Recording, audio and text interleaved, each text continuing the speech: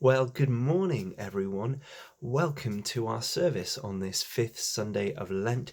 It's wonderful that you can join us. My name is Alistair Stevenson. I'm the vicar here at St Gabriel's. If you're joining us from outside of Greystones or Sheffield, it's wonderful that we can draw together in worship in this way. And this service can once again be accessed below with YouTube links to the songs and hymns to help you to sing along. There's liturgy, there are prayers, and you can also access some children's resources as well. This morning, our reader, Peter Smithers, will be helping us to explore Psalm 88 as we ask how we can be free to be real, a series that we have been looking at together in the book of Psalms. And similar to last week when we explored being free to not understand, this week we're looking at how we can continue to be honest with God, to be real with Him, to not hide any of our thoughts and emotions, knowing that God accepts us for who we are when we come to Him in faith and trust. But through His love, we know that when we encounter Him, we never stay the same. But before we start, I just wanted to encourage and challenge us all by asking this simple question. In the midst of all that is going on, how often are you connecting with God? What is your regular pattern of prayer and worship?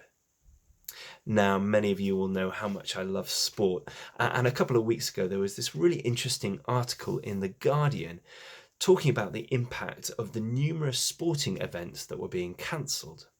And since the article was written about 2 weeks ago, our lives have been dramatically transformed, so that for some, the cancelling of sport is a very minor thing in the grand scheme of things. But the article said some really interesting things. And it said this particularly: for many of us, sport isn't simply a way of passing the time, but a way of marking it.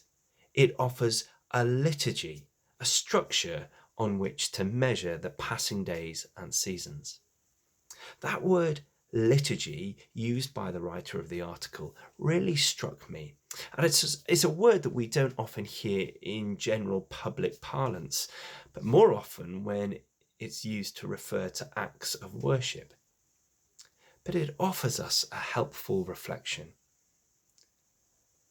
For many of us, our liturgies of life, our rhythms, our habits have now gone. And whether that's something like sport, or maybe buying that regular coffee, or going to the gym, or regularly visiting someone we love, these rhythms have now been restricted or stopped.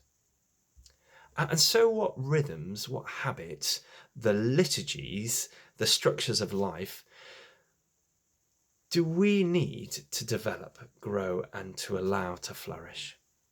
And I would suggest that at the moment, this is a wonderful opportunity to invest and develop our liturgy of our relationship with God.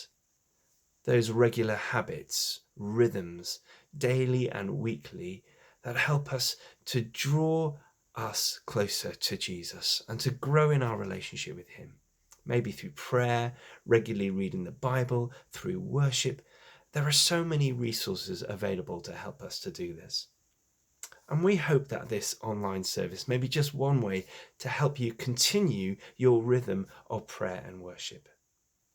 Finally, as you engage with this service, remember that you are doing so with many others.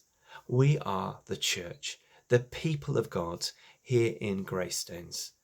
And where God's people are worshipping, there is the church. So let's worship together.